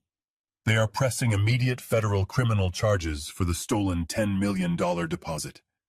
You are completely ruined. All of you. Do not return to Seattle. You need to hire criminal defense attorneys right now." The line went dead.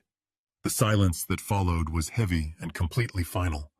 Their destruction had arrived not by my hand, but by the relentless machinery of federal law.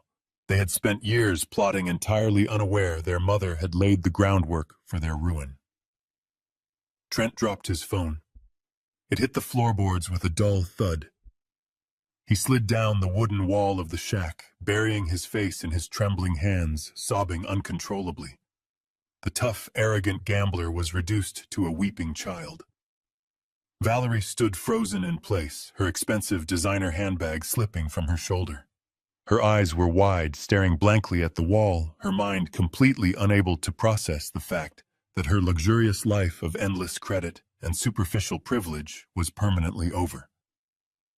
Preston looked like a man who had just stepped off a cliff and was suspended in midair, waiting for the inevitable, crushing impact. He slowly turned his head to look at me, his eyes hollow and empty. He had built his entire identity on his corporate power, his wealth, and his ability to bully anyone who stood in his way. Now he was standing in a rotting shack, thousands of miles from home, facing a massive federal indictment and a decade in prison. The two massive security guards who had stood like menacing statues just moments before suddenly shifted their posture. They looked at each other, communicating a silent understanding. They were hired muscle paid to intimidate an old man, not to protect wanted federal fugitives with completely frozen assets. Without saying a single word, the lead guard turned around and walked out the shattered doorway, his boots crunching heavily in the sand. The second guard immediately followed him, abandoning Preston, Valerie, and Trent to their fate. The muscle was gone, leaving the three cowards completely defenseless. I remained standing, watching the total collapse of their empire. I felt no pity. I felt no sorrow. I felt only the deep, profound satisfaction of a carpenter watching a beautifully constructed load-bearing wall perform exactly as it was designed to. Evelyn had drawn the brilliant blueprints, Chemo had provided the solid materials, and I had swung the heavy hammer. The structure of their greed had been completely demolished. "You called me a free housekeeper," I said to Preston, my voice cutting through the sound of Trent's pathetic sobbing. "You thought I was just an old fool who did not understand the value of $1. But you forgot the most important lesson your mother ever tried to teach you. You cannot build a strong house on a foundation of lies. It will always collapse." Preston fell to his knees right next to the discarded $1 million check. His expensive white linen shirt was stained with dust and sweat. He looked up at me, tears streaming down his face, his arrogance completely shattered. He opened his mouth, but he had absolutely nothing left to say.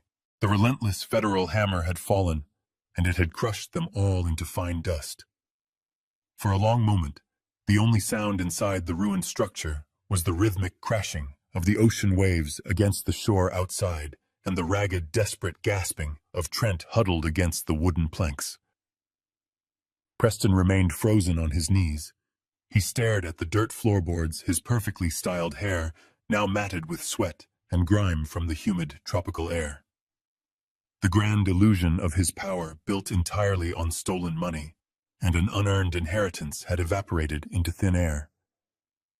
He slowly lifted his head to look at me, and the transformation was almost difficult to witness. The sharp, predatory gaze of the ruthless investment director was completely gone. In its place was the terrified, wide-eyed stare of a helpless child who finally realized there were no more corners to hide in. His bottom lip began to tremble uncontrollably. The sheer weight of the impending 15-year prison sentence for federal wire fraud and tax evasion was finally pressing down on his chest, squeezing the remaining arrogance right out of his lungs. He reached out with both hands, his fingers grasping at the empty air between us, completely abandoning any remaining shred of his pride. "Please, Rick." He choked out his voice, a pathetic, high-pitched whine that I had never heard him use in 50 years. "You have to help us. You have to fix this. You know all the right people, and you have the $50 million property. You can hire the best corporate defense lawyers in the country to get us out of this mess. We can split the land. We can give you whatever you want. Just please do not let them send me to a federal prison. I will not survive in a place like that. I am a wealth manager, not a criminal." He was openly weeping now, fat tears rolling down his flushed cheeks and dripping onto his expensive linen shirt. He crawled forward on his knees, scraping his tailored pants against the rough wood and the scattered debris of the door his thugs had kicked in just minutes earlier. He looked up at me with an expression of pure, fabricated desperation. "Dad, please," he sobbed, using that sacred word like a cheap bargaining chip. "You are the only father I have ever known. You raised me. You cannot just stand there and let your own family go down like this. We are your children." In the background, Valerie let out a loud wail, finally breaking out of her stunned paralysis, while Trent continued to rock back and forth in the corner. I looked down at the man groveling at my boots. 45 years ago, I would have moved heaven and earth to protect him from a single scraped knee. I would have sacrificed my own life to ensure he had a warm bed and a full stomach. But the love I once carried for this family had been systematically drained out of me, replaced entirely by the cold, hardened reality of their true nature. They had thrown my canvas suitcases into the freezing Seattle rain and laughed at my pain. They had mocked my decades of hard labor, reducing my entire existence to a convenient punchline. I felt the ice flowing through my veins, chilling any lingering instinct to show them mercy. I took a slow, deliberate step backward, pulling my boots out of his desperate reach. "I am not your father," I said, my voice steady, deep, and absolutely devoid of any warmth. "I am the man who paid your bills while you sneered at my calloused hands. I am the man you tried to lock away in a medical facility to steal a piece of land. And I am definitely not your housekeeper." Preston collapsed forward, his forehead resting against the dusty floorboards, letting out a loud, hollow groan of absolute defeat. He finally understood that there was no manipulation left to deploy. The bridge had been completely burned to ashes by his own hand. I did not need to say another word to him. I simply turned my head toward the shattered doorway and gave a short, sharp nod toward the tree line. From the dense tropical foliage outside, a massive figure stepped out onto the bright, sandy beach. It was Chemo. The seasoned land attorney walked up the wooden steps of the porch with a grim, satisfied smile on his weathered face. Right behind him were 4 uniformed officers from the local Hawaiian police department. Chemo had been waiting patiently, just out of sight, listening to the live audio feed I had established. He had heard every single threat, every extortion attempt, and the violent breach of the front door. The officers stepped into the shack, their hands resting cautiously on their duty belts, instantly assessing the chaotic scene. "Richard Caldwell," Chemo said loudly, nodding respectfully in my direction. "Are these the mainland individuals who violently destroyed your front door and unlawfully trespassed on your private trust property?" I looked at the 3 trembling siblings and nodded. "Yes, they are," I replied. The lead officer immediately stepped forward, pulling a pair of heavy steel handcuffs from his belt.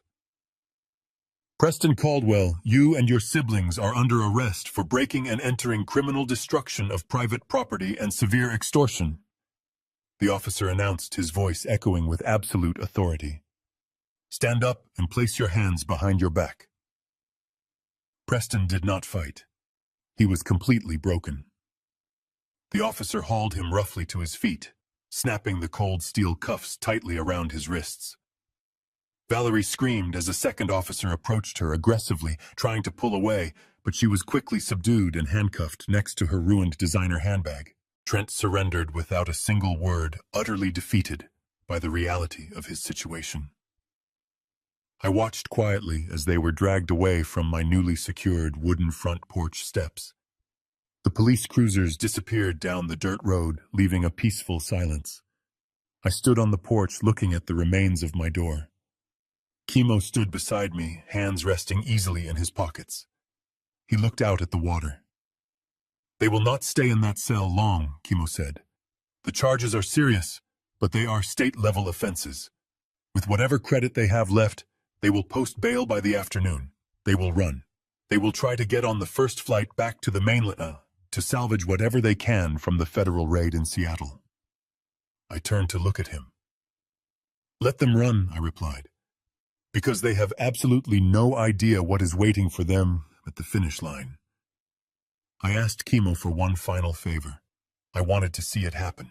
I needed to witness the absolute end of their reign of terror with my own two eyes to know for certain that my wife's final protective measure had completely succeeded. Kimo drove us to the Maui airport in his pickup truck. The terminal was bustling with sunburnt tourists, honeymooners, in floral outfits, and families dragging massive suitcases full of souvenirs. The atmosphere was bright, cheerful, and filled with the relaxed energy of a tropical vacation. We found a quiet spot on the second-floor observation balcony, looking directly down over the main security checkpoint. We waited for 3 hours. Just as I began to wonder if they had chartered a boat, the automatic sliding doors rushed open. Preston, Valerie, and Trent stumbled into the brightly lit departure hall. They looked absolutely nothing like the arrogant, polished conquerors who had kicked down my door earlier that morning. Valerie dragged a single scuffed suitcase, her designer sunglasses, crooked mascara smeared beneath her eyes. Trent was practically vibrating with nervous energy, constantly looking over his shoulder like a hunted animal, chewing furiously on his thumbnail. And then there was Preston. His expensive white linen shirt was stained with sweat and dirt from the floorboards of the shack. His custom-tailored suit jacket was wrinkled and completely ruined. But despite his disheveled appearance, he was still desperately clinging to the fragile illusion of his corporate superiority. He pushed past tourists, ignoring their angry protests, and marched toward the priority security lane. He waved a premium boarding pass at the agent, his voice loud and demanding. He was trying to project the image of an incredibly important executive who had no time for the petty rules of ordinary citizens. Valerie and Trent hurried behind him, using his aggressive wake to cut through the crowded line. They reached the front of the security belt. Preston began throwing his expensive leather shoes and his silver watch into the plastic bins with aggressive, irritated movements. He thought he had escaped. He thought that if he could just get onto that airplane, he could fly back to Seattle, hire a team of ruthless defense attorneys, and somehow twist the law to his advantage one more time. He was wrong. As Preston reached for his bags, 4 men in dark suits stepped out from behind a frosted glass partition. They moved with a terrifying synchronized efficiency that instantly silenced the surrounding crowd. They did not wear police uniforms. They wore small gold shields clipped to their belts. United States Marshals. The lead marshal stepped directly into Preston's path, raising a hand to stop him. Preston Caldwell. The marshal said, his voice carrying the heavy, undeniable weight of federal authority. "You are completely surrounded. Do not attempt to move."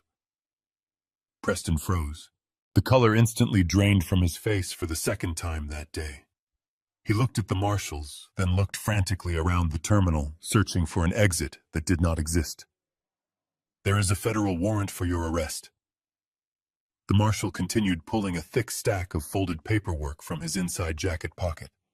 "You are being charged with multiple counts of federal wire fraud, severe tax evasion, and interstate extortion." Valerie dropped her scuffed suitcase. It hit the polished tile floor with a loud crack, bursting open and spilling her expensive clothes everywhere. She let out a piercing scream, but a female marshal quickly grabbed her by the arm, spinning her around and securing her wrists before she could cause a scene.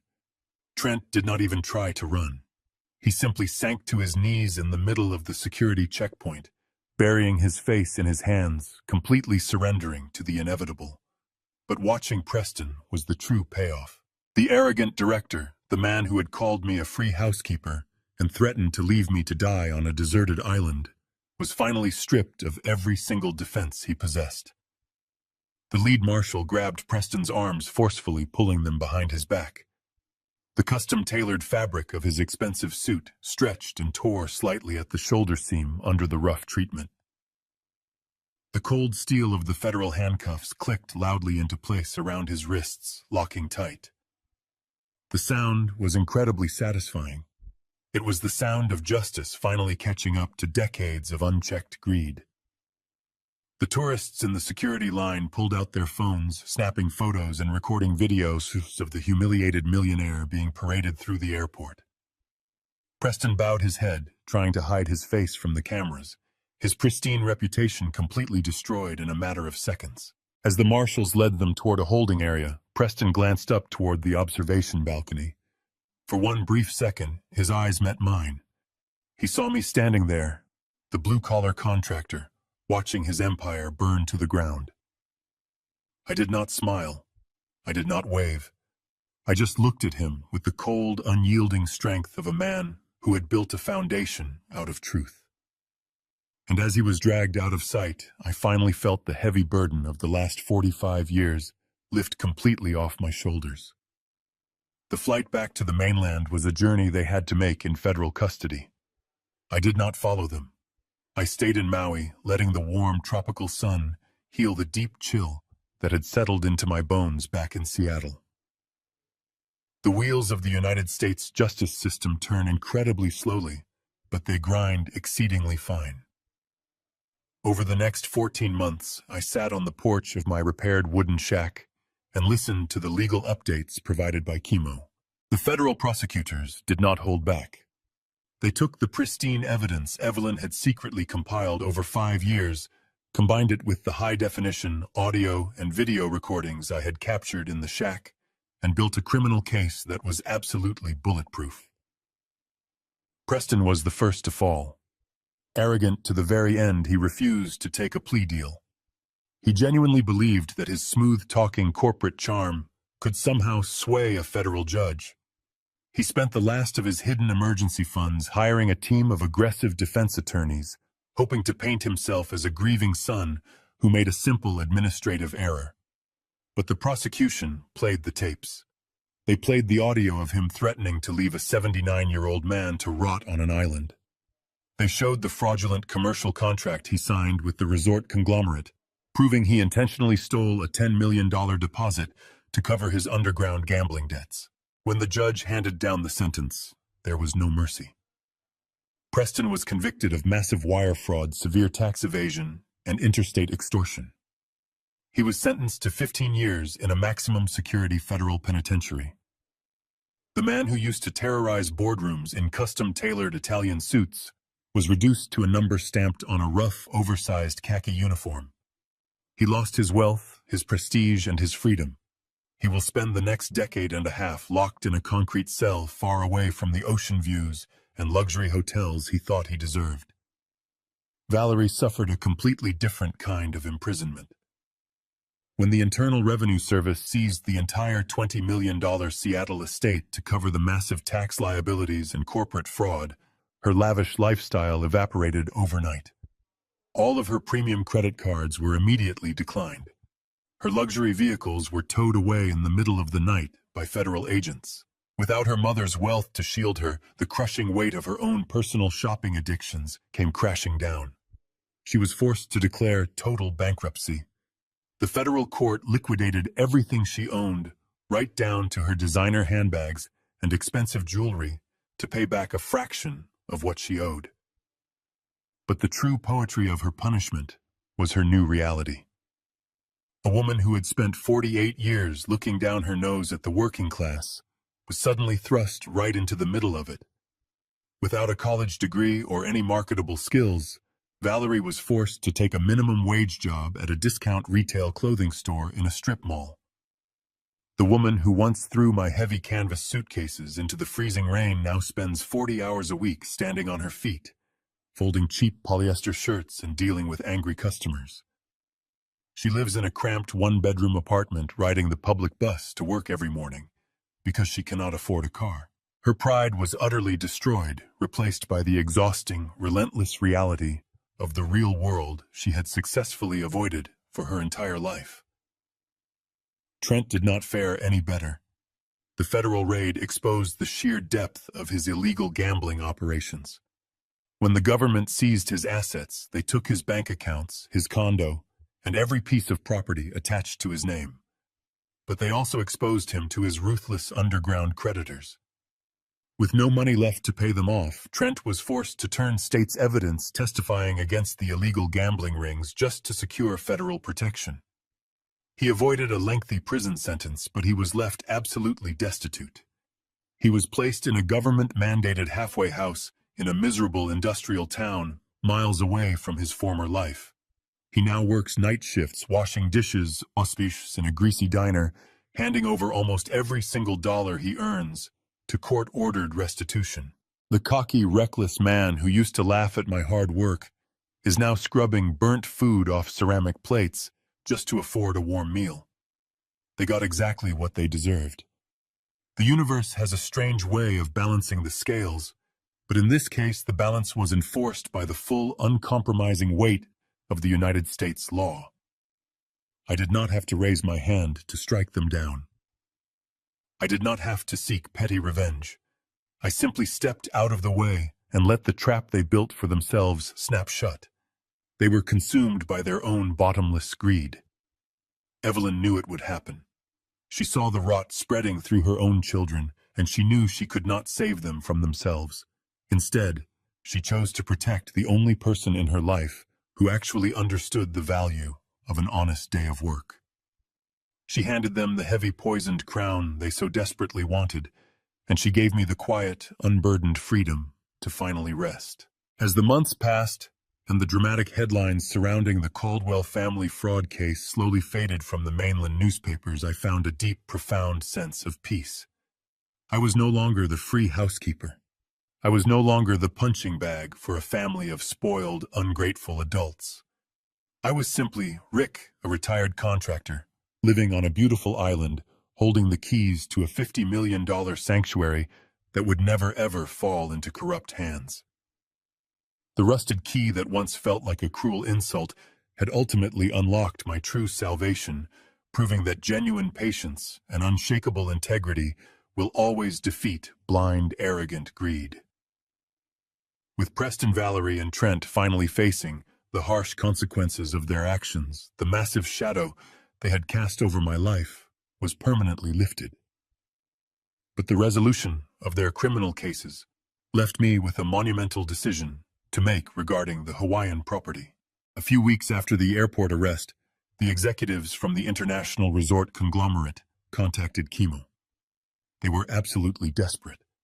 They had lost their $10 million deposit to Preston's fraud, but they still wanted the land. They officially offered me the full $50 million to dissolve the independent trust and sign over the deed. They promised to wire the funds immediately, assuring me that I could spend the rest of my days living in unimaginable luxury anywhere in the world. I sat in Kimo's small, cluttered office looking at the formal offer letter printed on thick corporate stationery. $50 million is a number that can distort a man's soul. It is the kind of money that turns family members into monsters. I had just witnessed firsthand exactly what that level of wealth does to people who lack a solid moral foundation. I slid the corporate offer across the desk back to Kimo and shook my head. I told him to reject it. I did not want their money. I did not want to see that beautiful, untouched bay turned into a massive concrete tourist trap, complete with overcrowded swimming pools and noisy luxury restaurants. Kimo smiled that deep, knowing smile of his. He did not question my decision for a single second. Instead, he pulled out a fresh stack of legal paperwork, and we got to work on establishing the final phase of Evelyn's master plan. We permanently converted the independent holding trust into a state-recognized conservation trust. I legally completely stripped the land of any future commercial development rights. The massive freshwater aquifer hidden deep beneath the volcanic rock would never be drained to fill luxury resort fountains. It would remain a protected natural resource guaranteed by law to serve the local people of Hawaii forever. The pristine crescent beach and the dense green valleys rolling down to the turquoise water were placed under the strict protection of the local environmental authority. I gave away $50 million without a second thought, and in doing so, I secured a legacy that no amount of corporate money could ever buy.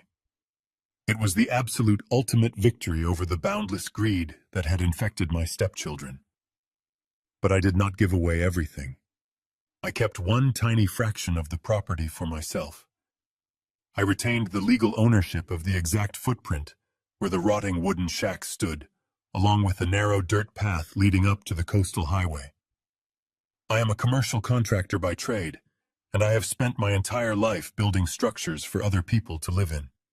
Now I finally had the chance to build something entirely for myself. I did not hire a massive construction crew, and I certainly did not draw up blueprints for a sprawling multi-story beachfront mansion. I went down to the local hardware store, bought a new set of heavy-duty hand tools, a stack of high-quality lumber, and got to work. For the first time in months, I felt truly alive. The physical labor was a deep healing therapy. I spent the early mornings tearing out the warped, rotting floorboards and pulling down the collapsing roof beams. I reinforced the solid concrete foundation that Evelyn had so brilliantly identified decades ago. I framed new walls, installed weather-resistant windows that looked straight out over the sparkling bay, and built a sturdy, wide front porch where I could sit and drink my morning coffee. My hands, calloused and scarred from decades of hard work, found their familiar rhythm. The aches in my old joints faded away, replaced by the deep, satisfying soreness of productive, honest labor. I worked through the hot, humid afternoons, sweat pouring down my face, listening to the rhythmic crashing of the ocean waves against the pristine shore. The local fishermen who had first brought me to the isolated cove would occasionally drop by, bringing fresh catches from the deep water. Kimo would drive out on the weekends, bringing cold drinks and helping me lift the heavier roof trusses into place. We became fast friends, two older men who understood the quiet value of protecting what is truly important. Within 6 months, the rotting shack was completely transformed into a beautiful, humble wooden cabin. It was strong, secure, and built to withstand the harshest tropical storms. It was not a $20 million estate in Seattle, but to me it was worth infinitely more.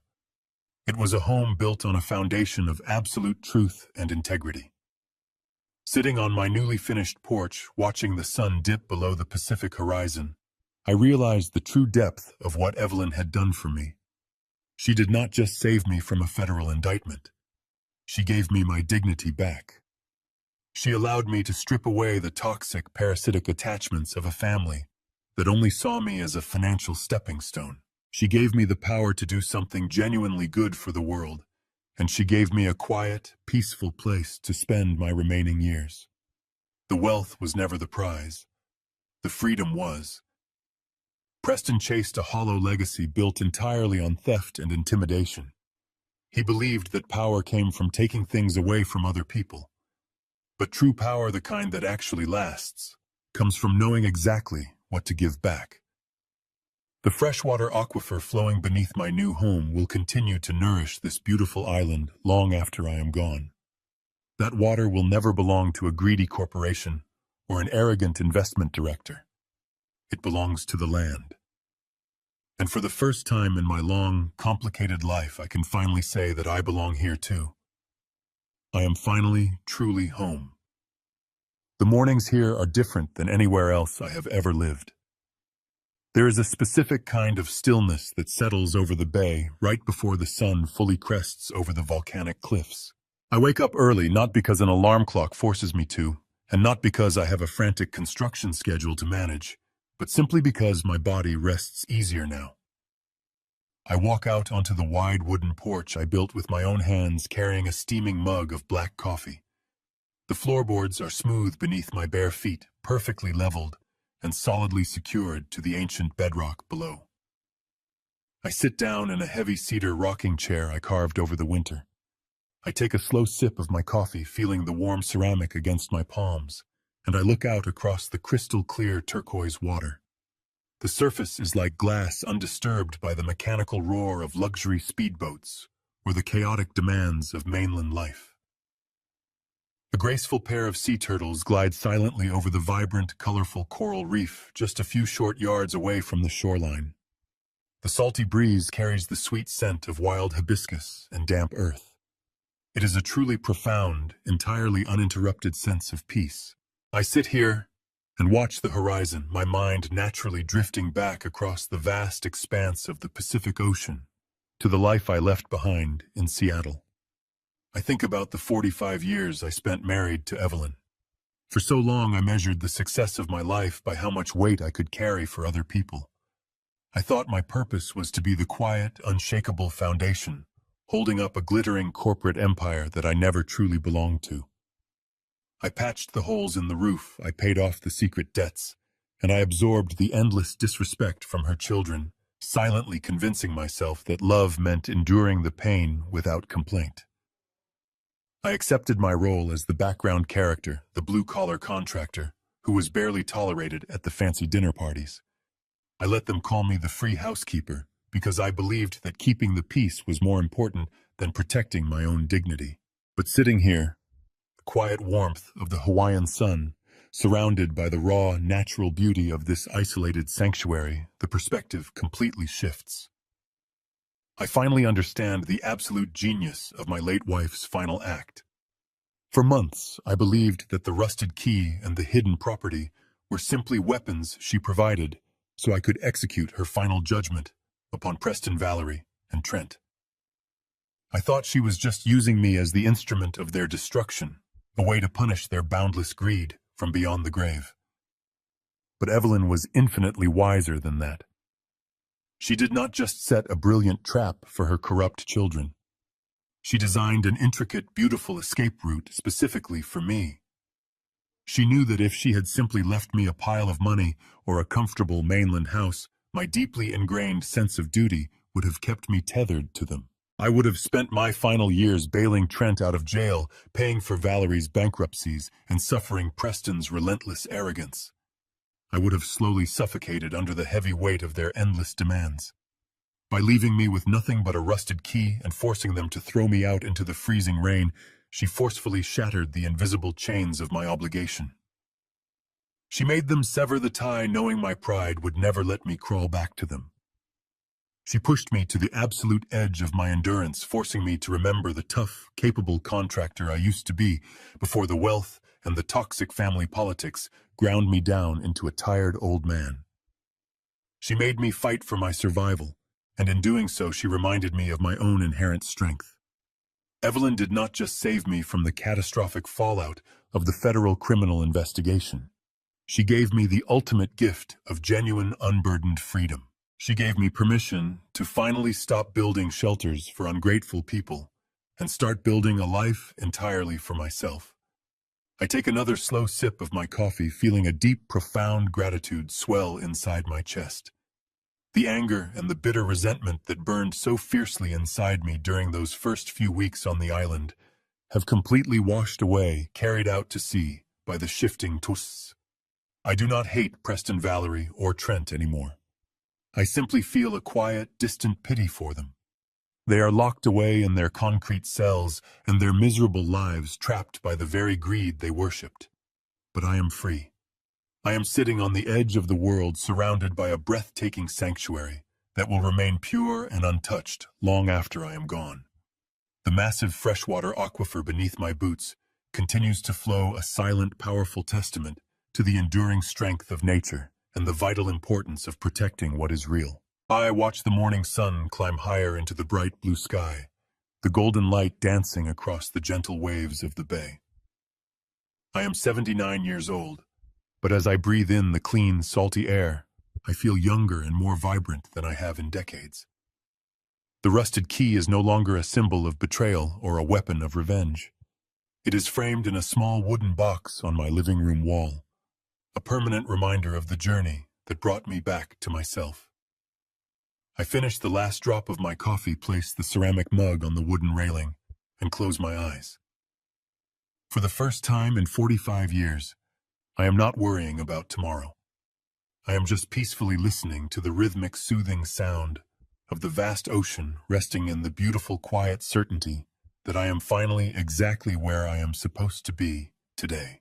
As the sun sets completely behind the dark volcanic cliffs, casting a brilliant array of deep purple and gold across the quiet water of the bay, I find myself thinking about the concept of family.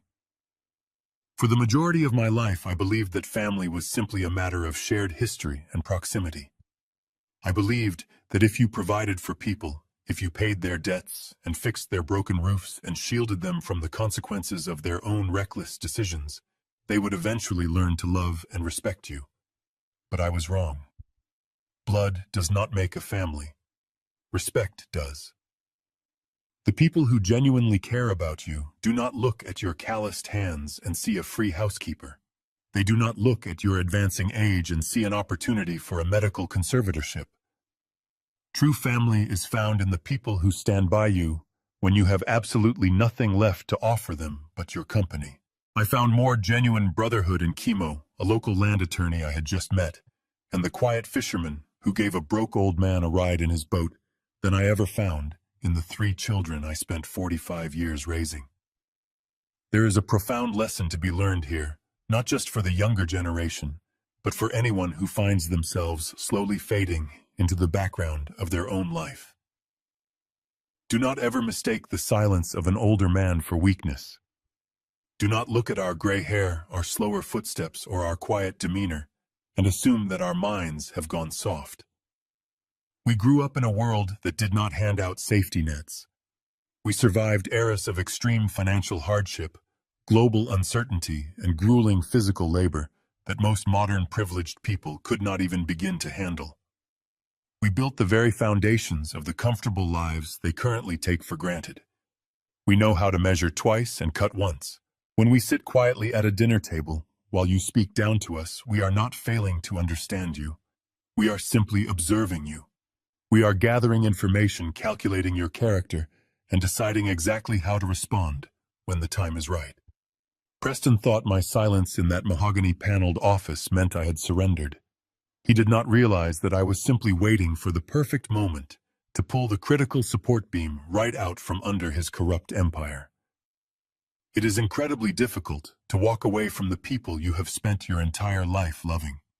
It goes against every single protective instinct you have as a provider.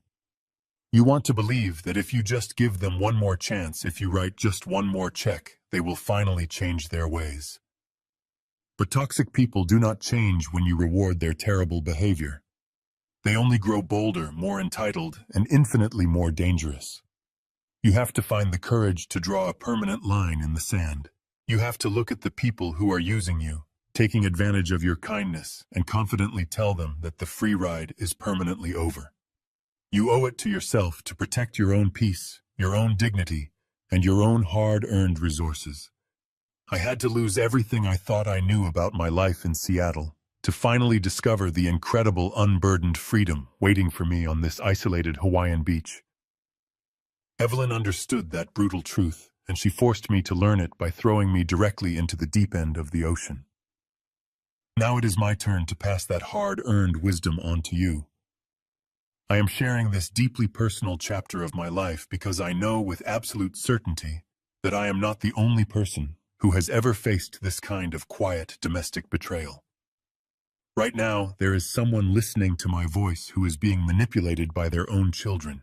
There is a hard-working parent out there who is being drained dry by ungrateful relatives, or an older individual who is being threatened with a nursing home simply because their family wants to cash in on their estate early. If you are in that situation, I want you to hear me clearly. You have the power to stop them. You have the right to secure your own assets, to change your will, and to completely cut off the financial supply to anyone who treats you with disrespect. You are not a burden, and you are certainly not a stepping stone. If my story gave you the courage to finally stand up to those who use you, please share it. Send this to someone who desperately needs to hear that survival is possible and that justice can be served. We all need a community that understands the heavy burdens we carry. That is why I decided to sit down on this porch and record my story for you today. So I want to hear directly from you.